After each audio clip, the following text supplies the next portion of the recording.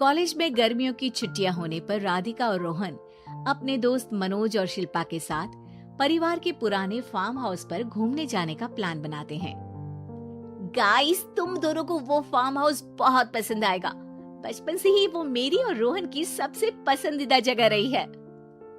पर मैंने तो इतने सालों में तुम्हारे मुंह से कभी फार्म हाउस का नाम तक नहीं सुना। बचपन में फार्म हाउस जाते थे, लेकिन फिर अचानक सबने वहां जाना बंद कर दिया और वजह कभी किसी ने बताई नहीं। पर अब हम चारों मिलकर वहां धमाल करेंगे।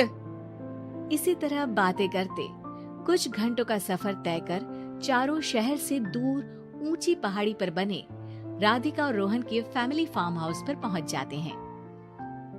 वाव यार, ये तो बड़ा ही सुंदर है। पूरा घूमोगे तो और अच्छा लगेगा, लेकिन उससे पहले सब फ्रेशन अप हो जाओ, फिर साइट सीइंग के लिए जाएंगे। राधिका और रोहन अपने अपने कमरे में चले जाते हैं, लेकिन मनोज और शिल्पा घर में घूमने लगते हैं, जहां शिल्पा की टक्कर हॉल के बीचों बीच रखी एक पुरानी लकड़ी की कुर्सी से होती है। आह, लग गई रे माता, इस कुर्सी को बीच में किसने रखा हुआ है? अरे तेरे स्वागत के लिए भूत ने रखा होगा। ओए, तुझे बहुत हंसी आ रही है। जब खुद टकराएगा तो पता चलेगा। हाँ ठीक है, पर अभी तो तू इसे साइड में रख दे। शिल्पा कुर्सी को एक कोने में रख देती है और वो दोनों भी अपने कमरे में चले जाते हैं, जिसकी थोड़ी देर बाद चारों बाहर घूमने निकल जाते हैं। इसी तरह रात हो जाती है। फार्म हाउस में वापस आकर वे लोग सीधा सोने चले जाते हैं। आधी रात को मनोज की नींद खुलती है। बड़ी तेज प्यास लगी है, पानी साथ लेकर सोना चाहिए था। हाँ, अब रसोई तक जाना पड़ेगा। मनोज आंखें मलते हुए कमरे से हॉल में आता है और अचानक रास्ते में रखी कुर्सी से टकराकर जमीन पर गिर जाता है। अरे मर गया रे दादा। शिल्पा सही बोल रही थी, बड़ी तेज लगती है ये कुर्सी तो, पर इसे दोबारा बीच में किसने रखा? मनोज एक बार फिर उस लकड़ी की कुर्सी को कोने में रख पानी पीकर कमरे में चला जाता है। अगली सुबह जैसे ही चारों की नींद खुलती है तो उन्हें अपने बेड के पास साइड टेबल पर चाय का कप रखा मिलता है, जिसे देख वो खुशी खुशी चाय पीकर तैयार होकर कुछ देर बाद हॉल में मिलते हैं। थैंक यू यार राधिका, मुझे नहीं पता था कि तू इतनी अच्छी चाय बनाती है। वैसे मुझे उस बेड टी की बहुत जरूरत थी। ये और चाय, अरे इसे तो पानी तक उबालना नहीं आता। मतलब तूने हमारे लिए चाय बनाई क्या दोस्त? अरे चल पागल है क्या, इतना भी प्यार नहीं है मुझे कि तुम्हारे लिए बेड टी बनाऊं। चाय पर ये चर्चा करते हुए मनोज जैसे ही पीछे मुड़ता है तो एक बार फिर लकड़ी की पुरानी कुर्सी से टकराकर उस पर गिर जाता है। हाय रब्बा, अरे चाय छोड़ो, पहले ये बताओ कि इसे बार बार बीच में कौन रखता है? कल रात ही मैंने इसे साइड किया था। तुम पहले ये बताओ कि चाय किसने बनाई थी? सबकी बातों को कुछ देर ध्यान से सुनने के बाद राधिका हैरानी से कुर्सी की तरफ देखने लगती है। भूत दीदी। राधिका की बात सुन आपस में झगड़ रहे सारे दोस्त शांत हो जाते हैं। ये क्या बोला अभी तूने? अरे पर अब वो यहाँ कैसे हो सकती हैं? क्यों नहीं हो सकती? हमने यहाँ आना छोड़ा था, पर उन्होंने तो घर नहीं छोड़ा ना। और याद करो, ऐसे बेड के पास कप रखना और कुर्सी को कमरे के बीच में रखना, ये सब वही तो करती थी।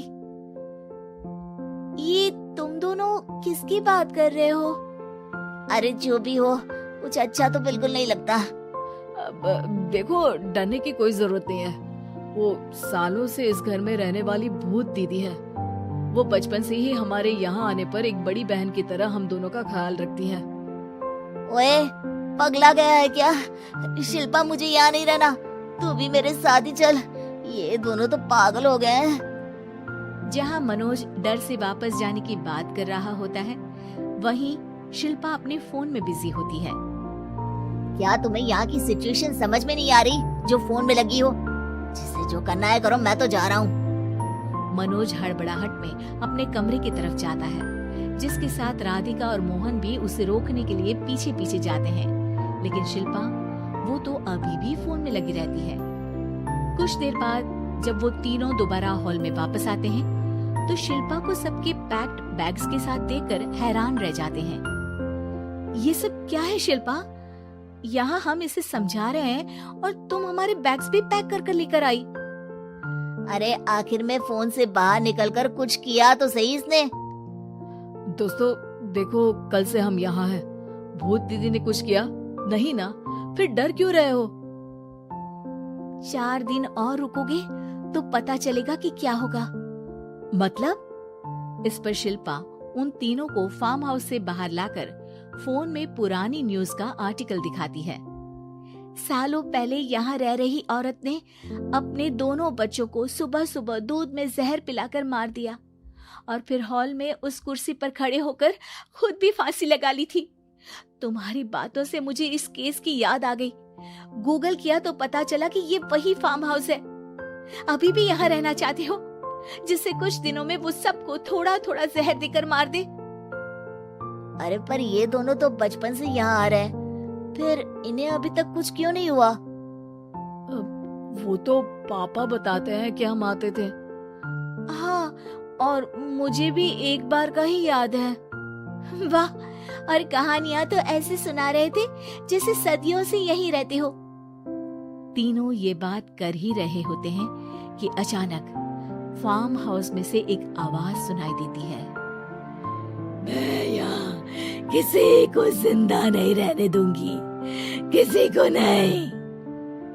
बस ये सुनने की देर ही होती है कि चारों डर से कांपते हुए तुरंत कार में बैठकर वहां से भाग जाते हैं।